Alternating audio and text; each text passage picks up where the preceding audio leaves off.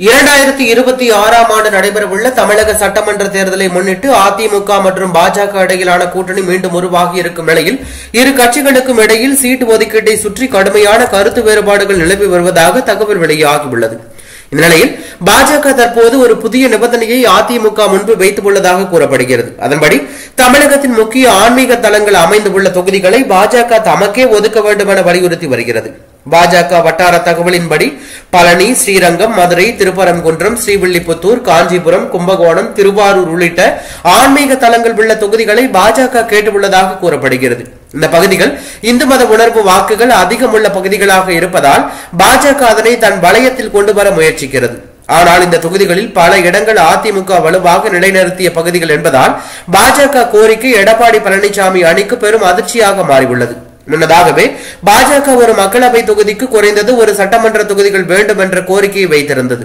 இதன் அடிப்படையில் 39 சட்டமன்ற தொகுதிகளை கேட்டு அதற்கு கூடுதலாக ஆன்மீக தொகுதிகளையும் சேர்த்து கேட்டுள்ளது. இதனால் பாஜக மொத்தமாக 50க்கும் மேற்பட்ட தொகுதிகளை தமக்காக எதிர்பார்க்கிறது. மேலும் கூட்டணி கட்சிகளுக்கு 30 தொகுதிகள் ஒதுக்கப்பட வேண்டும் எனவும் பாஜக வலியுறுத்தி உள்ளதாக கூறப்படுகிறது. எடப்பாடி பழனிசாமி இதற்கு கடுமையான எதிர்ப்பு தெரிவித்ததாக அதிமுக வட்டாரங்கள் கூறுகின்றன. அவர் கூறிய தகவலின்படி பாஜகவுக்கு 20 தொகுதிகளுக்கு மேல் ஒதுக்க முடியாது. ஆன்மீக நகரங்கள் எங்களின் பாரம்பரிய வலயங்கள், அவற்றை யாருக்கும் ஒதுக்க முடியாது. தேர்தல் நேரத்தில் தான் இதை முடிவெடுக்கலாம் என்று எடப்பாடி பழனிசாமி திட்டவட்டமாக தெரிவித்ததாக கூறப்படுகிறது.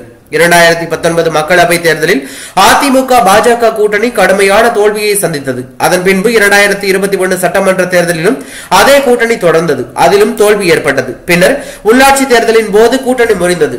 2024 மக்களவை தேர்தலில் இரு கட்சிகளும் தனித்தனி போட்டியிட்டார்கள். ஆனால் இருவருக்கும் தோல்வியே கிடைத்தது. இதனைத் தொடர்ந்து வாக்கு சதவீதத்தின் அடிப்படையில் கூட்டணி மீண்டும் இணைந்தால் வெற்றி வாய்ப்பு இருக்கலாம் என கருதி மத்திய உள்துறை அமைச்சர் அமித்ஷா தாமாகவே ஒரு தரப்பினரையும் இணைக்கும் முயற்சியில் ஈடுபட்டார்.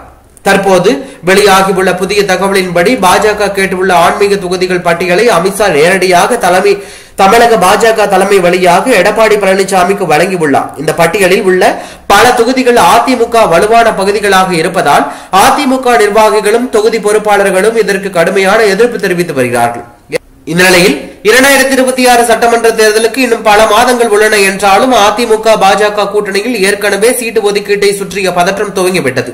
பாஜக கேட்டுள்ள ஆன்மீக தொகுதிகளை அதிமுக ஒதுக்குமா அல்லது தன் கட்டுப்பாட்டில் வைத்துக் கொள்கிறதா என்பதை இப்போது தமிழக அரசியல் வட்டாரங்களில் பேசப்படும் முக்கிய கேள்வியாகியுள்ளது.